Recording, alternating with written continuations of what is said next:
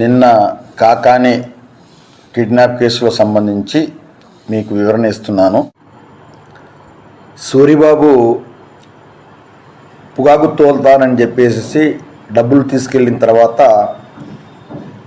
ఆ పొగాకు వేరే వాళ్ళకి అమ్ముతుంటే అప్పుడు కంపెనీ స్టాఫ్ వెళ్ళి ఆ కుర్రాడిని తీసుకొచ్చి కాకాని పోలీస్ స్టేషన్లో తీసుకొచ్చేసి అక్కడ అప్పచెప్పి మాకు న్యాయం చేయండి అని చెప్తే వాళ్ళు తిరిగి మా మీదే కేసు వేయటం జరిగింది.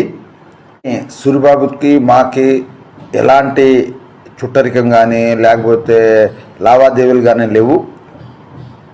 అలాంటప్పుడు మేము ఎందుకు ఆ అబ్బాయిని తీసుకొచ్చి మనం ఇబ్బంది పెడతాం? అదేవిధంగా ఈ మధ్యలో సీఏ గారు నాకు ఫోన్ చేస్తే నేను సీఏ గారు అదే మాట చెప్పాను, ఏమండి కాకాని స్టేషన్ తీసుకొస్తున్నామండి, అక్కడ చెప్తామని చెప్పడం జరిగింది. కోర్టు న్యాయం చేస్తుందని చెప్పేసి పూర్తి నమ్మకం నాకుంది. నేను 10 సంవత్సరాలు ఎమ్మెల్యేగా ఉన్నా కూడా ఎక్కడ ఎలాంటి గొడవలు లేదు. గతంలో సర్పంచ్గా ఉన్నా అక్కడ కూడా గొడవలు లేవు. కానీ ఇది మరి ఏ విధంగా ఎందుకు చేస్తున్నారనేది నాకైతే అర్థం కాని పరిస్థితి.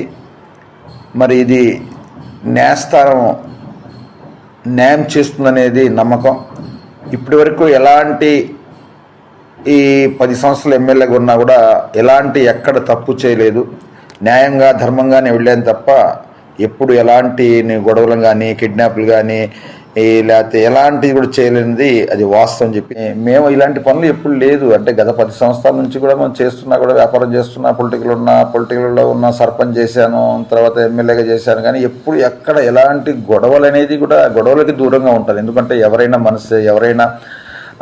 మనిషే, మనం ఎవరిని ఎలాంటి తప్పులు చేయకూడదు అనేది నేను నా కార్యకర్తలు కానీ లేకపోతే నేను అందరికీ కూడా అదే విధంగా వెళ్ళాను తప్ప ఒక పార్టీ పరంగా కూడా ఎప్పుడు వెళ్ళలేదు. నేను అందరూ సమానంగా చూశాను తప్ప ఎప్పుడు నేను తప్పు చేయలేదు.